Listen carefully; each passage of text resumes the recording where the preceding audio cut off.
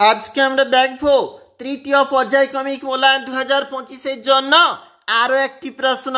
পঞ্চম শ্রেণী আমাদের পরিবেশ প্রশ্ন। পূর্ণমান 50, সময় 1.5 ঘন্টা।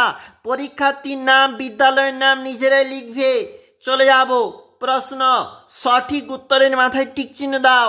1 চন্দ্রগ্রহণ হয় পূর্ণিমা তিথিতে। পানসি হলো এক প্রকার ছোট ডিঙ্গি নৌকা। পরিবেশ বান্ধব পরিবহন সাইকেল। বিলুপ্ত প্রায় মাছ সরপুঁটি। বাল্য বিবাহ বেআইনি প্রথা।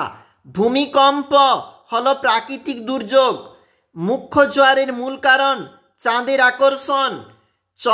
সূর্যগ্রহণ দিনে হয়। চলে যাব আবারও 2 গুণ 4, 8 নাম্বার।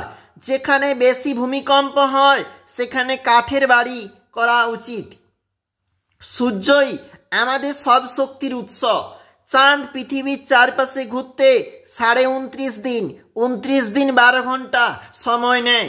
2009 খ্রিস্টাব্দে খুব ঝড় হয়েছিল, তাকে বলা হয় আইলা। চলে যাব কি বলেছে দেখো, নিচের বাক্যগুলি ঠিক ভুল লেখো। 6 নাম্বার, চন্দ্রগ্রহণ অমাবস্যা রাতে দেখা যায়।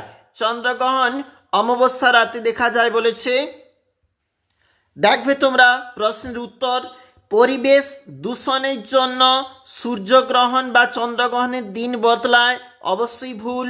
গাছের পাতা ছাড়া অক্সিজেন পাওয়া যাবে না, ঠিক। কিছু মানুষ গন্ডার মারে দাঁতের জন্য, ভুল। গন্ডারের তো চামড়া রয়েছে, দাঁত আবার কোথা থেকে এলো। তারপরে প্রশ্ন, একটি শব্দে বাক্য উত্তর দাও। 5 গুণ 2, 10 নাম্বার। সূর্যগ্রহণ কখন হয়? দিনের বেলা হয়। 2টি পরিবহন মাধ্যমের নাম লেখো। সাইকেল, রিক্সা।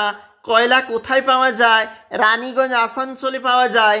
একটি বিষাক্ত গ্যাসের নাম লেখো। Carbon monoxide, chlorofluorocarbon. জেনারেটর কিসের সাহায্যে চলে? ডিজেলের সাহায্যে। নিচের প্রশ্ন সংক্ষেপে উত্তর। 18 নাম্বার। দেখো, সূর্যগ্রহণ কাকে বলে? এটি কয় প্রকার? ভরা কোটাল ও মরা কোটাল কোন সময় হয়? বিদ্যুতের 3টি ব্যবহার লেখো। বন্যপ্রাণী সংরক্ষণ করা প্রয়োজন কেন? শিশুদের 3টি অধিকার লেখো। সুনামি কি কত খ্রিস্টাব্দে হয়েছিল?